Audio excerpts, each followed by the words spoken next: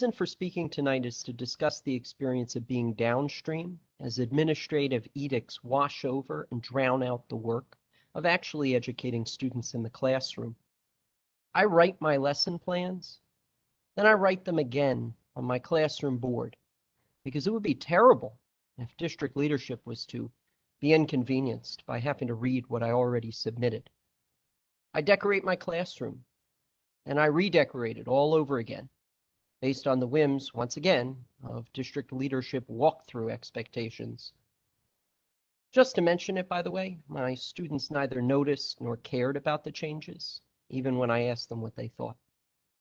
I analyze data using robust statistical models based on requisite assumptions that are necessary when working with mathematical statistical models. Then I watch district leadership rattle off summary statistics, possibly with some limited disaggregation, but usually with little or no meaningful inference based on the data sets available. I read all of my students' IEPs and do my best to implement their modifications. And I watch district leadership walk through my out-of-compliance classroom full of students who lack IEP required services, looking surprised that we're behind the pacing guide. I could go on like this for the remaining time that I have available. But suffice it to say that nearly every edict passed down from district leadership is just disheartening. We really are treated like we are not professionals in this district, all because of some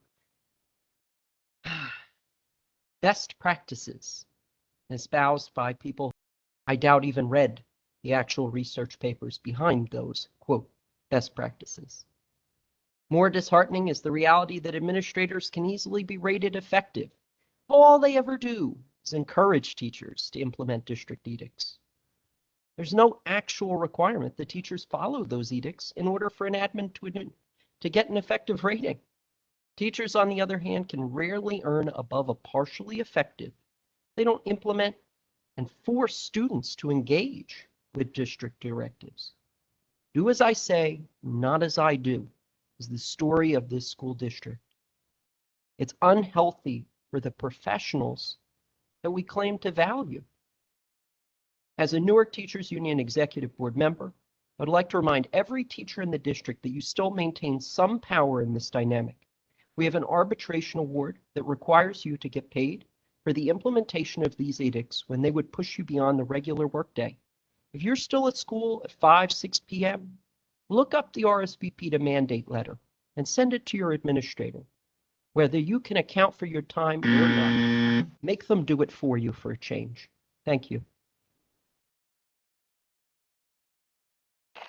Next speaker, Dennis Roper.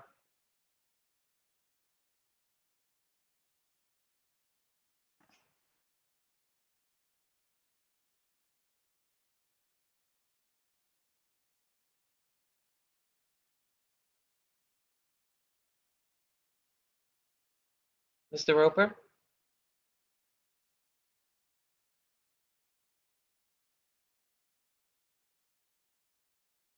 Next speaker, R. Jamal Gordine. I'm here. Mr. Roper, oh, there you are. Can you hear me? Yes, we can. All right. Good evening, Madam Chair, Advisory Boards,